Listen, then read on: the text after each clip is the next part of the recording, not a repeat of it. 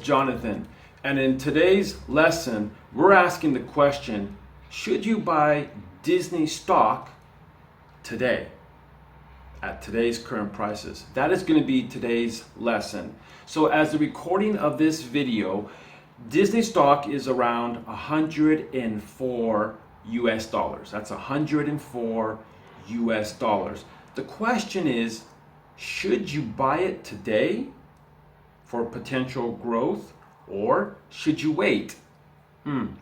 Let's look into some of the data that we're about to cover, and then you can make a decision based on what we talked about. Now, before I get started, if you would like to follow along in today's class, go ahead in the description box below. There's going to be a PDF.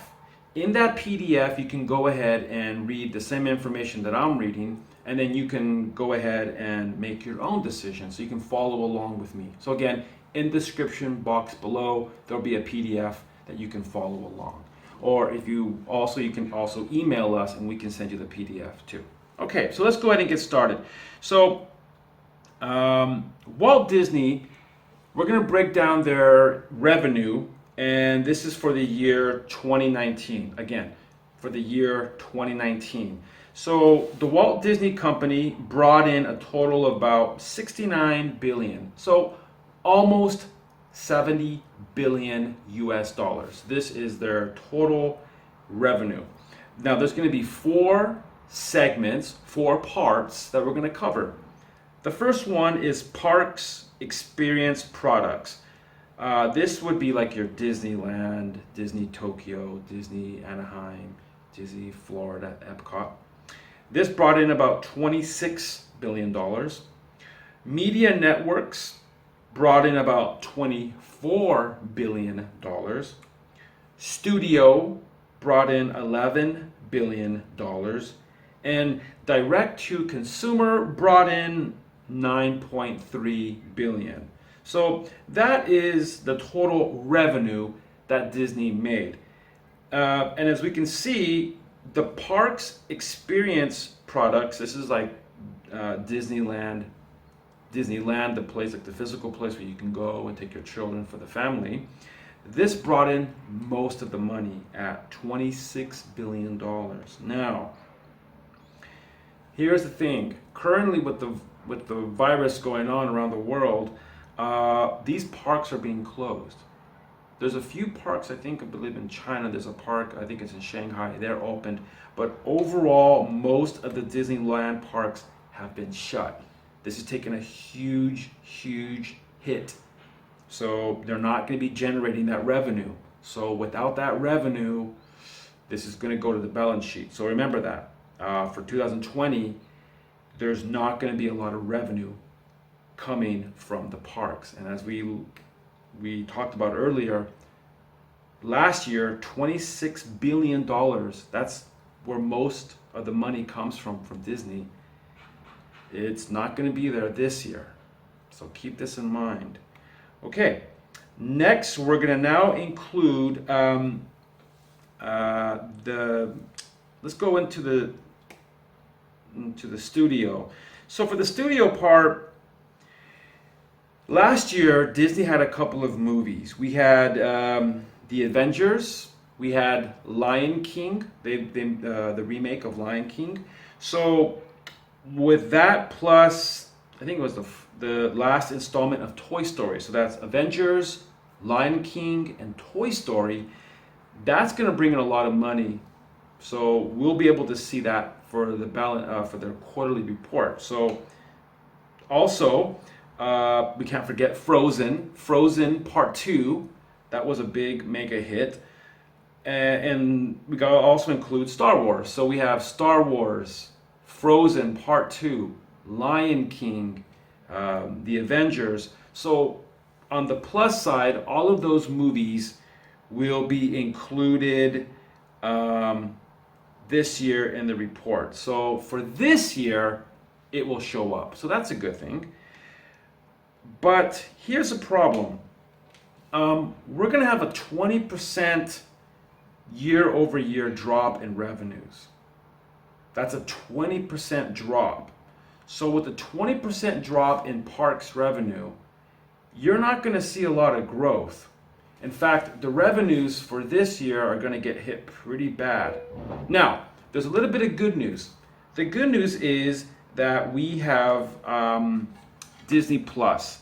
Disney Plus is Disney's current answer to Netflix, which is an all-you-can-watch movie TV platform. So Disney Plus will allow all those people who want to watch Disney movies, Disney shows, and other assets that belong to the Disney studio. You can watch that for a subscription fee, and currently it's a big hit. Consumers are loving it. For $10, I think about $10 a month, you get access to all these, from the classics to the new Disney movies. So this is the plus. The problem is, according to Disney, this will not be profitable, I think, until 2024, I believe. So, at the moment, Disney is running a loss on Disney Plus. But on the positive side, there's a lot of room, there's a lot of potential for growth. So that hasn't happened yet, but we're gonna see pretty soon. So, one more part we're gonna look into, and this is the PE ratio. The PE ratio is the price to earnings. That's called the PE ratio. It's a very basic financial tool that you can use to quickly assess if a stock is cheap. So example, on average, on average, a stock would have about 20 PE ratio. That means it's not too cheap, not too expensive. On average is about 20. Again, on average. Here's the question that you need to decide though. Disney is currently at 69. So again, Disney is currently at 69, almost 70. That is literally almost 3 times the average price. So the question I have for you is, should you buy Disney stock at today's price at $104? For 2020, there's not going to be a lot of growth. There's going to be very little, if almost negative, growth for 2020. Disney management, upper management, acknowledged that. So the big question that we have today is, should we buy the stock today?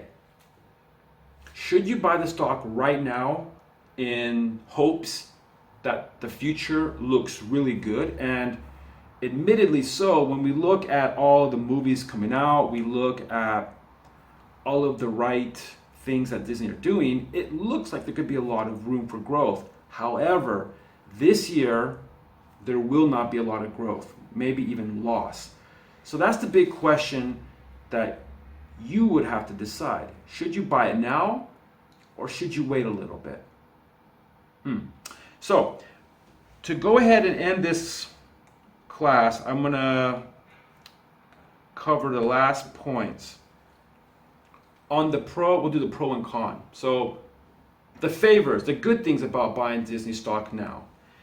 Disney CEO, Disney management has basically made a lot of investments and plans for future growth. It's definitely there. They've bought new studios. They're competing against Netflix. They're opening up new parks. So this is the pro. On the negative, the con, you're paying a PE ratio of 69, which is 3 times the average price. So this stock is by no means cheap. It's not a cheap stock. This is 1. 2, 2020 will literally have no growth. 2020, so for this year, there'll be no growth. So these are some of 2 of the cons. So on one side, you have potential for a lot of growth. Disney's doing everything they can to get this stock going, to get the company growing. But on the other hand, this stock is not cheap. At a PE ratio of 69, that's almost 3 times the average price. So, the question is, should you buy it? Now, I would love to hear your guys' comments. I would love to know what you think. Should you buy Disney at the price of $104? What do you think? Leave your message or comments below. I'll be sure to check those out. So, Thank you for joining today's class. And again, if you would like to join our live class, please send us an email and we can register you. Again, my name is Jonathan. Thank you for watching this video, and I will see you guys in the next class. Take care.